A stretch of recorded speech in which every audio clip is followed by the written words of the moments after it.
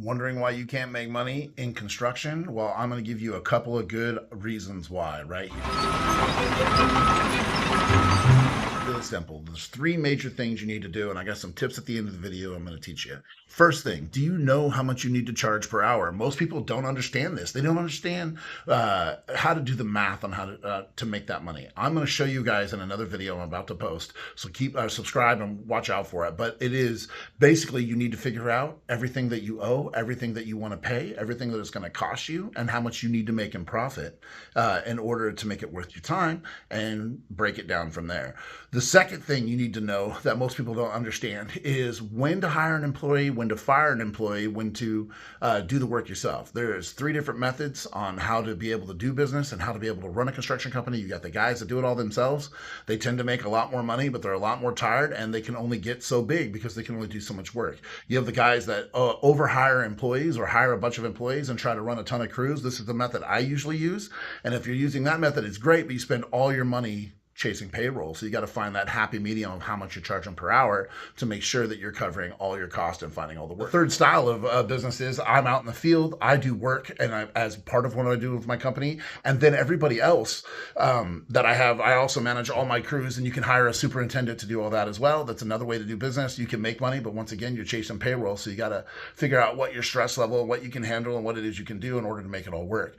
The second major way to make more money is understanding your bidding process. Do you go through and do you know exactly, are your bids clear? Does everybody know exactly what your contract has unveiled into it? Is there a way for you to be able to be more clear and be more specific? And is there a way to speed up the bidding process? I'm always thinking on ways to make money, because bids are where people fail. They'll go and look at a job and never get the estimate written because they don't have time to do it. And you don't want to be that guy. And the third thing that people do all the time that helps them lose money in construction is they don't understand the material and supply list.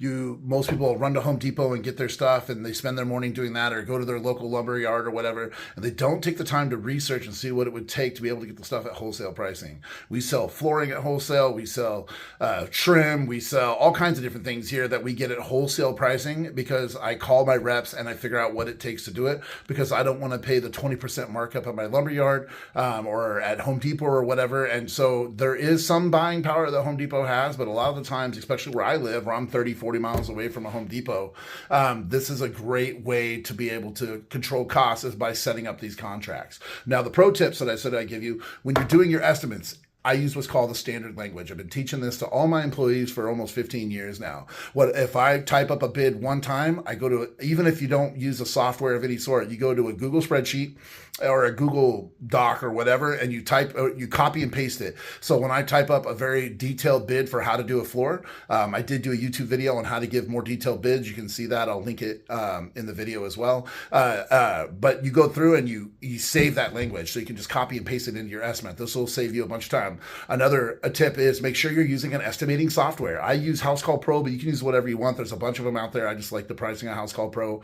It keeps all my customers, all my receipts, all my payments, all my work orders and estimates all in one place, so I can find everything. And it has a little section in there where I can pre-build standard language. By pre-building the standard language in there, I can just select these things and enter the quantities, because I already figured out how much it's going to cost. And that'll all come down into another video that we're also trying to get going here. And it relates to the bidding video a little bit as well.